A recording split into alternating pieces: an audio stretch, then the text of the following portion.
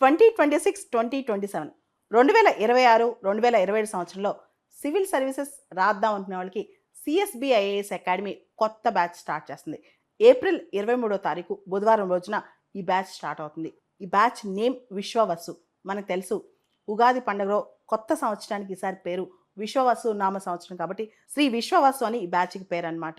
ఎవరైతే online offline ఎక్కడి నుంచైనా సిఎస్బిఐఎస్ అకాడమీలో కోచింగ్ తీసుకోవచ్చు. ఇది ఆఫ్లైన్ డైరెక్ట్గా వచ్చి తీసుకోవచ్చు, ఆన్లైన్. ఈ కోర్సు 11 మాసాల పాటు ఉంటుంది. ఈ కోర్సుకు సంబంధించిన డీటెయిల్స్ కంప్లీట్గా మీకు అన్ని సబ్జెక్టులు ప్రిలిమ్స్కి మెయిన్స్కి సంబంధించిన సబ్జెక్టులన్నీ కోర్సులో ఇంక్లూడ్ అవుతాయి. పాలిటీ, హిస్టరీ, జాగ్రఫీ, ఎకానమీ, ఇలా రకరకాల సబ్జెక్టులన్నీ దీనిలో డీల్ చేస్తాం. ఒక టీమ్ ఆఫ్ టీచర్స్ స్ట్రక్చర్డ్గా ఈ కోర్స్ చెప్తారనమాట. దీనికి సంబంధించి ఎటువంటి డౌట్స్ ఉన్నా ఈ కోర్సులో జాయిన్ అవ్వాలనుకునే వాళ్ళందరూ కూడా ఈ వీడియో పైన డిస్ప్లే అవుతున్న ఫోన్ నెంబర్స్కి ఫోన్ చేసి ఈ కోర్సులో జాయిన్ అవ్వచ్చు. ఆన్లైన్ ఆఫ్లైన్ ఏదైనా సరే ఈ కోర్సు ఇంగ్లీష్ మీడియంలో ఉంటుంది. ఎవరైతే ఇంట్రెస్టెడ్ క్యాండిడేట్స్ ఈ కోర్స్ జాయిన్ అవ్వాలనుకుంటున్నారో ఈ వీడియో కింద ఉన్న గూగుల్ ఫామ్ని ఫిల్ చేయొచ్చు.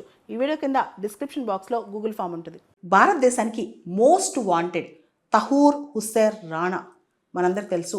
17 సంవత్సరాల క్రితం ముంబై టెర్రర్ అటాక్స్, 26/11 అటాక్స్ అంటాం. దాదాపు అటాక్స్లో 166 మంది చనిపోయారు. దాని వెనకాలన్న మాస్టర్ మైండ్ ఈ రాణా. ఇతను అమెరికాలో తలదాచుకుంటున్నాడు. ఇతను పాకిస్తానీ బార్న్ అమెరికన్ కెనడియన్ అనమాట.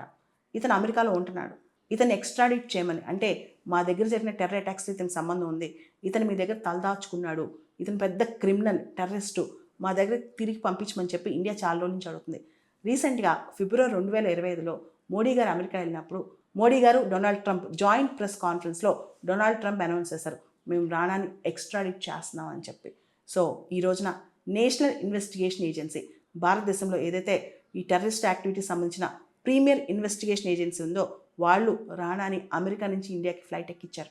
ఆయన ఇండియాలో దిగబోతున్నాడు. దిగబోయిన తర్వాత ఆయన్ని ట్రయల్ ప్రాసెస్కి అప్పగించబోతున్నారు. మనందరికి తెలుసు ఇది చాలా ఇంపార్టెంట్. 126 మంది, మన దేశ భద్రతకే అప్పట్లో చాలా ముప్పు. పాకిస్తాన్ దీని వెనకాల ఉండి చేపించింది కాబట్టి అసలు దీని పూర్తి కథ రాబట్టేందుకు రాణా ట్రయల్ అనేది చాలా అవసరం అనమాట. అయితే ఇంకొక వ్యాఖ్య కూడా కొంతమంది అఫీషియల్స్ చేస్తున్నారు, ఫార్మర్ అఫీషియల్స్. రాణా అనే బ్రెయిన్ చాలా చిన్న బ్రెయిన్.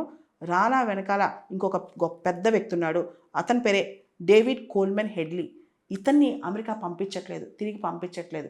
ఇన్ఫ్యాక్ట్ ఇతను పాకిస్తాన్కి ఐఎస్ఐ ఏజెంట్గా పనిచేశాడు, అమెరికాకు కూడా ఏజెంట్గా పనిచేశాడు.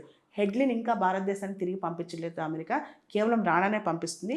రాణా వల్ల ఏమీ కాదు, హెడ్లీ కూడా ఖచ్చితంగా ఇండియాకి రావాలని చెప్పి చాలామంది అఫీషియల్స్ అంటున్నారనమాట.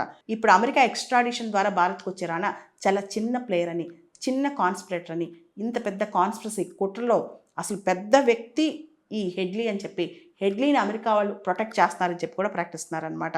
హెడ్లీని ఆల్రెడీ 2009లో అమెరికాలో అరెస్ట్ చేశారంట. పాకిస్తాన్ ఐఎస్ఐ ఏజెంట్గా కూడా ఇతను యాక్ట్ చేశాడంట. కాబట్టి ఇతనికి సంబంధించి అమెరికా ప్రొటెక్ట్ చేస్తుంది, ఇతనికి సంబంధించి అమెరికా పూర్తి స్థాయిలో ఇండియాకి ఇన్ఫర్మేషన్ ఇవ్వట్లేదని చెప్పి చాలామంది అంటున్నారు. మొత్తానికైతే రాణా మాత్రం ఇండియాకి ఈరోజు వస్తున్నాడు. దానికి సంబంధించి ఎన్ఐఏ పూర్తిగా ప్రయత్నాలు చేసి ఆయన తీసుకొస్తుంది. మనకు తెలుసు ఎక్స్ట్రాడిషన్ అంటే ఒక దేశంలో నేరం చేసి లేదా ఆ దేశంలో నేరానికి సంబంధం ఉండి ఇతర దేశంలో తలదాచుకుంటే వాళ్ళని మన దేశానికి పంపించమని అడుగుతాం అనమాట. చాలా దేశాలతో మన దేశానికి ఎక్స్ట్రాడిషన్ ట్రీటీ ఉంది. మనం చూస్తే విజయ్ మాల్యా, నీరవ్ మోడీ వీళ్ళందరూ కూడా ఇతర దేశాలకు వెళ్ళి తలదాచుకుంటున్నారు. ఇక్కడ నేరాలు చేసో, ఇక్కడ నేరాలతో సంబంధం ఉండి ఇతర దేశాలకు వెళ్ళి తలదాచుకుంటే భారతదేశం వాళ్ళని మన దేశానికి పంపించమని అడగవచ్చు అనమాట. ఏ దేశమైనా ఇలా అడగవచ్చు. దీన్నే ఎక్స్ట్రాడిషన్ అంటారు. డొనాల్డ్ ట్రంప్ వచ్చిన తర్వాత ఈ ఎక్స్ట్రాడిషన్కి ఒప్పుకున్నాడు.